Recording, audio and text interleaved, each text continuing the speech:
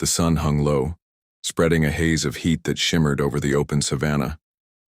Dust lifted with every step the small band of early humans took, their bare feet toughened by years of walking the unforgiving land. Their bodies were lean, every rib visible beneath, stretched skin, shaped by hunger and endless movement. They carried little, rough sticks, stones with sharp edges chipped away by instinct more than design, and woven bundles made of grass to hold whatever food they might find. The land stretched wide and empty, broken only by patches of scrub and distant trees, their shadows offering the promise of shade and fruit. The air smelled of dry grass and animal musk, a warning that they were never truly alone. Each member of the group moved cautiously, eyes flicking between the horizon and the earth beneath their feet. Hunger pressed them forward, but caution pulled them back at every sound. A rustle in the brush might mean roots ready to dig, or a predator crouched low, waiting for the chance to strike. They approached the trees at the edge of the plain. The youngest of the group reached out, plucking berries from a thorny bush. A mother quickly tested one against her lips, spitting the bitter juice before shaking her head. Not all food was meant for them, and one mistake could mean sickness or death. But soon they found sweeter fruit, small and red, and they gathered quickly, filling their bundles with trembling hands. Stones cracked open hard-shelled nuts that resisted teeth, each piece divided and shared among the group. The food was meager, but every bite was a triumph. In the branches above, a troop of monkeys shrieked at their intrusion, tossing twigs down toward the foragers. The band glanced upward but kept eating, ignoring the protest. They were not hunters of beasts yet, not strong enough, not armed enough, but they were watchers and takers using patience and persistence to gather what the land offered. When one found a patch of tubers buried shallow in the earth, they dug with sticks and bare hands, pulling up the roots and smearing dirt across their bodies in the process. The children chewed slowly, their eyes wide, their small hands clutching whatever morsel was passed to them. Their survival was fragile, balanced on what the land gave and what dangers it held back.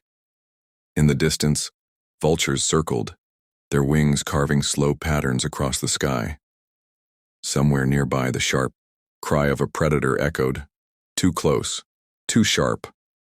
The group froze, shoulders tense, eyes scanning the grass. For a long moment, no one moved. Then, finding the world still, they bent back to their food, quicker now, driven by the fear that at any moment the silence could break into chaos. Every bite mattered, every scrap divided among them. It was not abundance, but it was enough to push one more day into the uncertain future. Survival was not plenty. Survival was simply not being empty. As the sun slid beneath the horizon, the heat of the day bled away and the savanna grew colder with startling speed. The band of early humans gathered beneath the wide canopy of an acacia tree, its crooked branches clawing at the fading light. They carried no fire to hold back the night. That secret had not yet been taken from the earth. Instead, their safety rested in the simple strength of numbers and the instinct to remain close. The youngest whimpered softly, their small bodies pressed into the warmth of their mothers. The women drew them near, wrapping thin arms around them, murmuring low sounds meant to soothe, though fear lingered in their own throats. The stronger members of the group, the males and older, females, formed a rough outer circle, stones clenched tight in their hands, sticks sharpened by scraping against rock. Their eyes shifted constantly, trying to pierce the darkness that pressed in around them. The night belonged to others. The air vibrated with sound, the shrill calls of insects, the high-pitched cries of hunting birds, and farther away, the deep rumble of lions announcing their presence. A single growl carried far across the open plain, low and steady, a warning that the night was not theirs to claim. Somewhere in the tall grass, the distant crack of a branch snapped, and every head turned sharply, muscles tense, hearts pounding.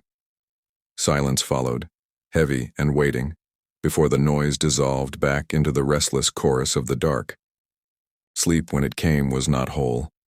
It broke into pieces, brief snatches of rest interrupted by sudden starts at the sound of movement. One would stir, waking the others, and the band would sit in silence, eyes wide, listening for the approach of danger that might never come. The older ones leaned against the tree trunk, their shoulders pressed together for warmth, their heads jerking awake whenever they sagged too deeply into slumber. The youngest dreamed fitfully, soft whimpers muffled against their mother's skin. Now and then, the night sky revealed itself between the branches, vast, endless, lit with points of white fire. The band gazed upward, their eyes catching the shimmer of stars, though they gave no names to what they saw. Above, the world seemed far and unreachable, but around them, the earth was close, heavy with threat. Their survival was measured not in comfort, but in endurance. Each moment survived until dawn was another step forward, another day granted. When the first pale light of morning began to touch the horizon, relief spread quietly among them. Shoulders eased, jaws unclenched, and the children stirred with the hope of food and warmth. The night had not claimed them, and for these early humans, that was victory enough. Together they rose stiffly, preparing once again to face the long uncertainty of the day. At dawn, a pale mist clung low over the land, rising from the damp earth as the sun edged slowly above the horizon.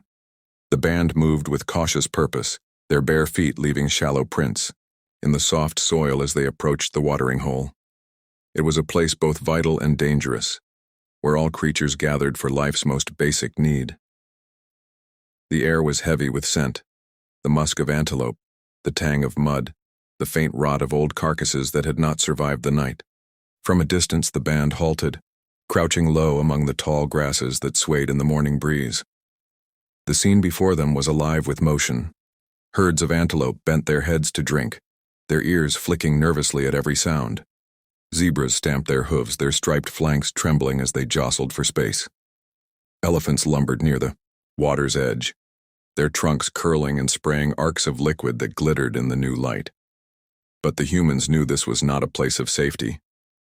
The surface of the pool rippled now and then in ways that betrayed more than wind. Crocodiles lurked just beneath, patient as stone. The group waited, their hunger gnawing but their instinct stronger. Patience was survival.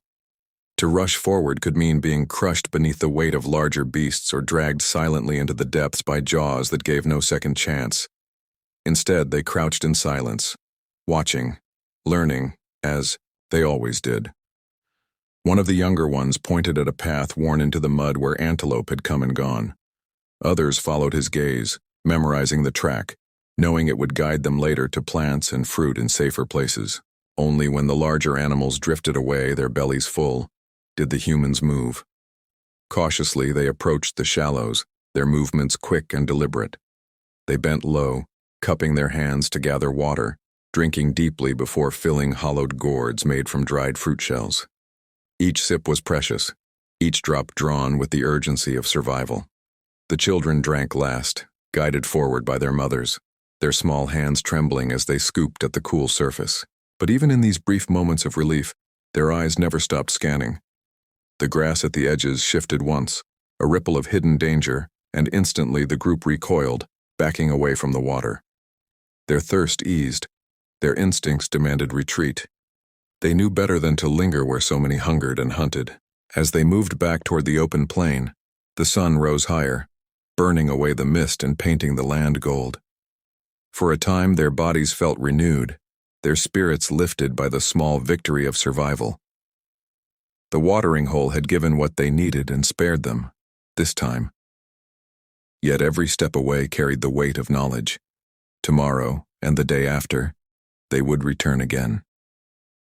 Survival was not a single act, but a constant trial, and the land would always be watching.